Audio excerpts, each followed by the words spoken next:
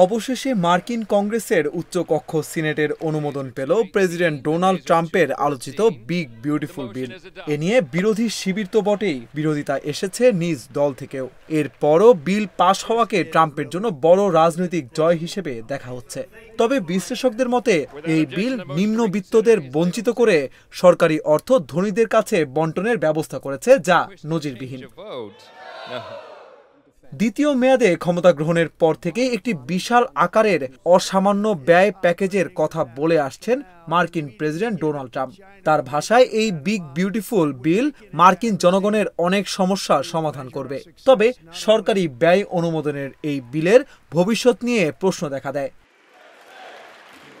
এই বিলে মার্কিন কংগ্রেসের চূড়ান্ত অনুমোদন পেতে হিমশিম খেতে হয় ট্রাম্পকে। শুধু প্রতিদ্বন্দ্বী ডেমোক্রেটিক পার্টি নয়, রিপাবলিকান আইন প্রণেতারাও বিলটির বিরুদ্ধে রুখে দাঁড়ান। ওই বিলে জাতীয় দেনা বড় আকারে বৃদ্ধির পাশাপাশি সামাজিক সুরক্ষা বলয়ের আওতা কমিয়ে আনার প্রস্তাব রাখায় বিরোধিতা করেন কংগ্রেসের সদস্যরা।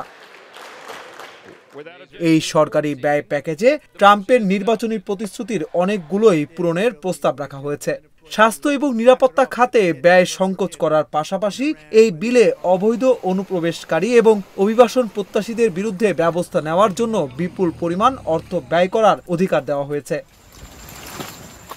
জীবাশ্ম জ্বালানির ব্যবহার বাড়ানোর ব্যাপারেও এই বিলে বিপুল অর্থ ধার্য করা হয়েছে। পাশাপাশি সামরিক খাতে ব্যয় বাড়ানোর কথাও বলা হয়েছে এই বিলে। সেই সাথে থাকছে ট্রাম্পের প্রথম মেয়াদে প্রতিশ্রুত $4.5 ট্রিলিয়ন মার্কিন ডলার কর কমানোর মেয়াদ বৃদ্ধি। এসব উদ্যোগে এক দশকে যুক্তরাষ্ট্রের জাতীয় দেনার সঙ্গে বাড়তি $3.4 ট্রিলিয়ন যোগ হবে, যার ফলে রেকর্ড বাজেট ঘাটতির আশঙ্কা করছেন বিশ্লেষকরা। তারা বলছেন এই বিল নিম্নবিত্তদের বঞ্চিত করে সরকারি অর্থ ধনীদের কাছে বন্টনের ব্যবস্থা করেছে, যা নজিরবিহীন।